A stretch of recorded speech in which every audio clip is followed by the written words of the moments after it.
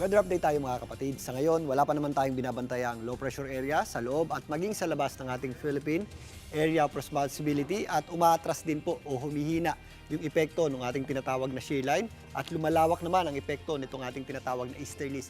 Ito pong easterlies ay nagpapaulan sa ilang bahagi ng Visayas at Mindanao at mas lalawak pa po ang epekto niyan sa mga susunod na araw na kung saan yan naman po ang magpapataas ng ating temperatura o mas mararamdaman natin ang unti-unting pag-init ng panahon kasabay po ng paghina ng ating amihan in the next few days. Pero sa ngayon, ito pong ating amihan ay nagdadala pa rin po ng malamig na gabi at madaling araw sa malaking bahagi ng Luzon, particularly sa northern at central Luzon. Sa katunayan, kaninang umaga, meron pa rin tayong mga mabababang temperaturang naitala sa malaking bahagi ng Luzon na kung saan umabot po yan sa 14.4 degrees Celsius sa Baguio City. Bumagsak naman po yan sa 20 degrees Celsius yan po sa may Aurora.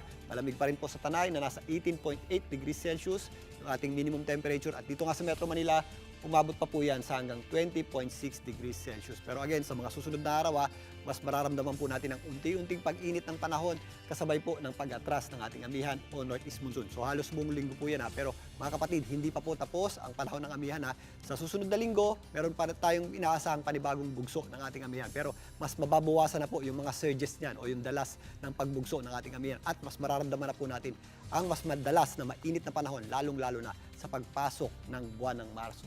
Sa ngayon, yung ating easterlies naman ay nagdadala po ng mga possible na thunderstorm sa ilang bahagi ng Bicol region. Pero ang malaking bahagi po ng Luzon, makakaasa po ng maliwalas sa panahon, lalong-lalo na sa gabi.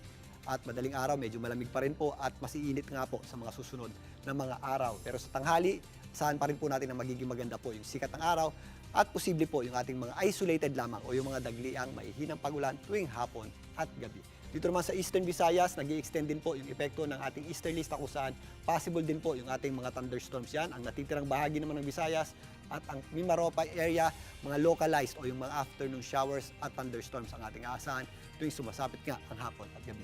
Ang malaking bahagi naman ng Mindanao, maulap po ang panahon dyan, although sumisili po yung ating araw, possible din po yung ating mga thunderstorms. Dulot pa rin po yan ng ating easterlies. Again, mag-ingat po tayo lalong-lalo na kapag meron tayong nararanasang mga thunderstorms o yung mga pagulang may kasamang pagkulog at pagkidlat dahil biglang buhos po yan ng malakas na pagulan. Dito sa Metro Manila, magpapatuloy pong maliwalas sa panahon in the next 2 to 3 days. Magiging maganda pong sikat ng araw sa umaga hanggang tanghali at pagsapit ng hapon, nagiging maulap po ang ating panahon at possible po yung ating mga dagliang may hinang pagulan.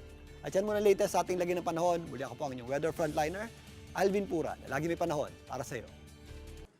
Mga kapatid, Julius Babaw po.